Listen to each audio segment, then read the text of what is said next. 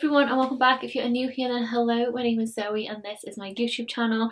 Today I'm sharing makeup tips which I wish I knew sooner, and by the end of this video you may be thinking that you wish you knew these sooner as well.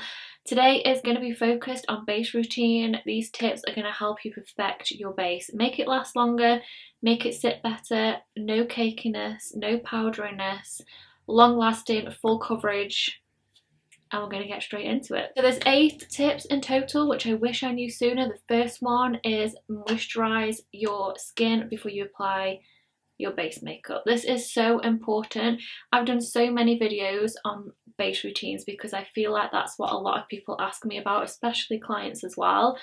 And even if you've got oilier skin, you really need to be even just a moisturiser. I don't always believe in primers.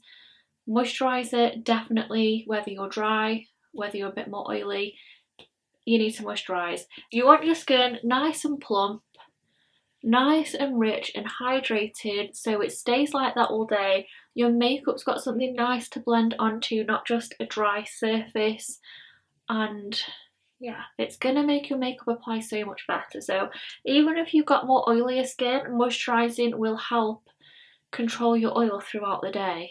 You can see how nice and fresh and glowy and just hydrated my skin is now, so it's perfect to apply makeup. You do want to leave your skincare at least 2 to 5 minutes to sink in before you do any of your base routine.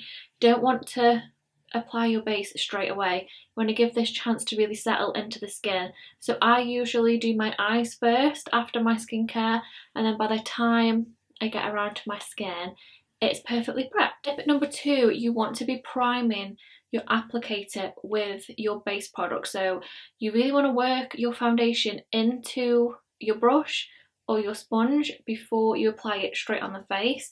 If you just pick up a dollop and just press it straight on, it's going to be much more harder work to apply, and you're going to maybe apply too much straight away. So I will show you what I mean by this. I've put my foundation on the back of my hand. This is also step number 3. Working with creams and liquids, warming it up on the back of your hand does help with the blending process. It'll just warm the product up a little bit and it'll be nice and easy to work with. So to prime your brush, you want to really press the foundation into all the bristles. This way we are going to be able to evenly dispense it all over, and we're not going to apply too much straight away. So just really press it in to the brush. If you're using a sponge, do the same and just really press it in, and this way it applies really evenly. So tip number 2 and 3 are a joint one really, and I'm going to press this in. Doing those 2 steps, step 2 and step 3, also leads us on to step number 4, which is build your base layers, especially foundation, up in layers. If you like a little bit more of a full coverage, it doesn't necessarily mean apply loads onto the skin and then just blend it out and hope for the best. One, it's going to take you ages to blend out because you're just going to be pushing it around the skin. It's also going to look like you're wearing a lot of makeup, and it's going to look a little bit cakey and a little bit heavy.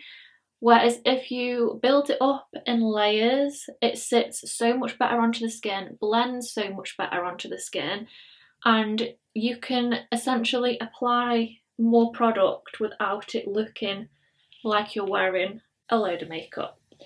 So build it up in layers and just really take your time, really pushing it into the skin. That way you can add more without it looking like you've added too much.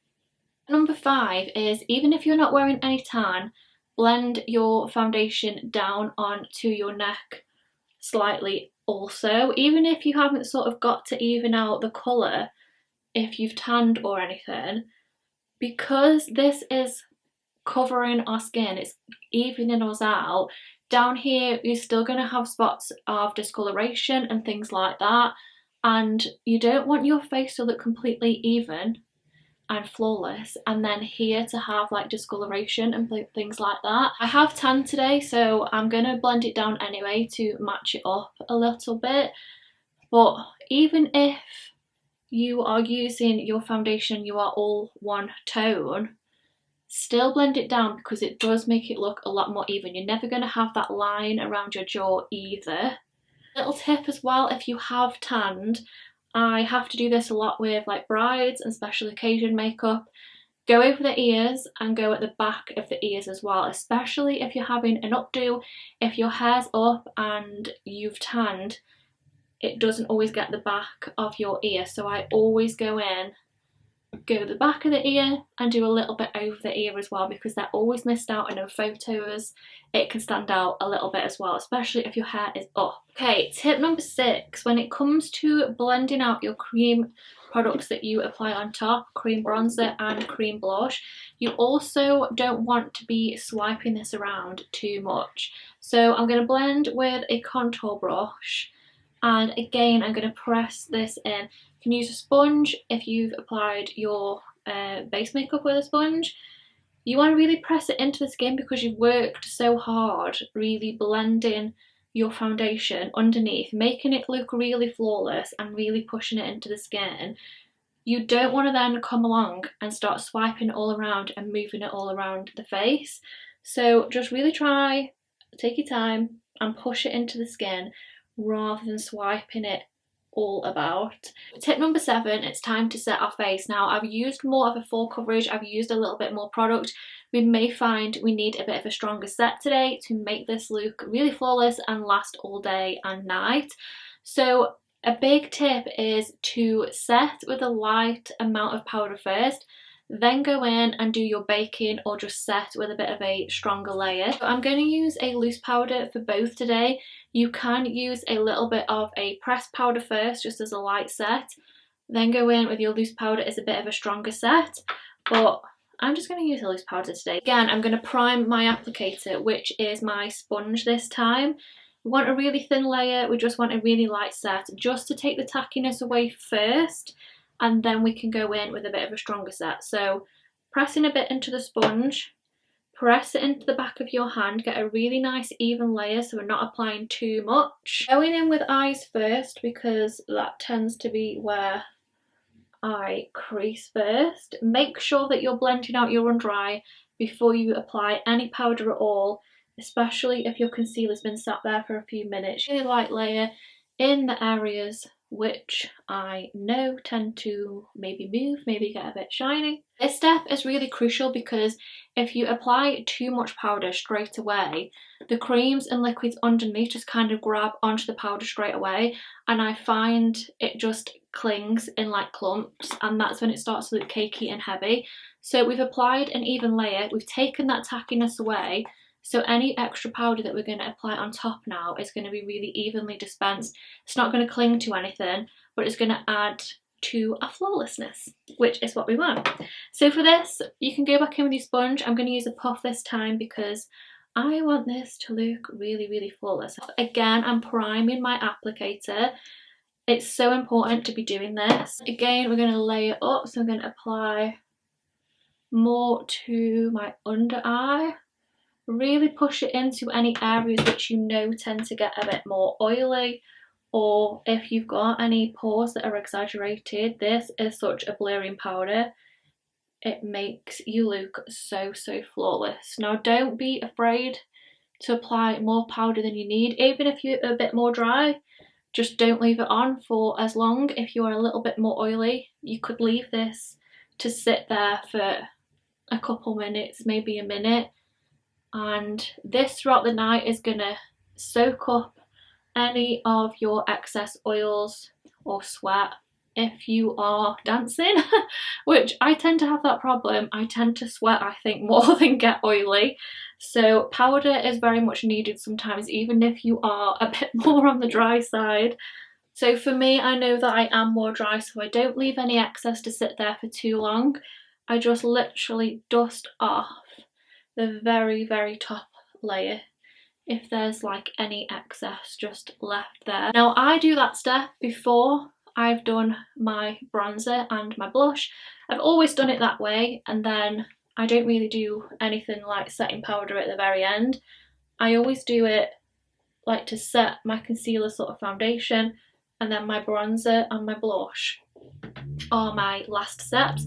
Always done it that way. You can do your bronzer and your blush and then do your setting if you want to, but I just find that if I've set everywhere that needs to, my bronzer and my blush tend to blend better over the top. So tip number 8 and our final tip for today is to use a setting spray to kind of melt all this together. Now I like to use one which is too matte. I always like to use a dewy one, especially first anyway, because it kind of melts everything together, and then if someone is a bit more oily I can use more of a mattifying one on the top, but a dewy one will just make sure all your powders don't look too powdery.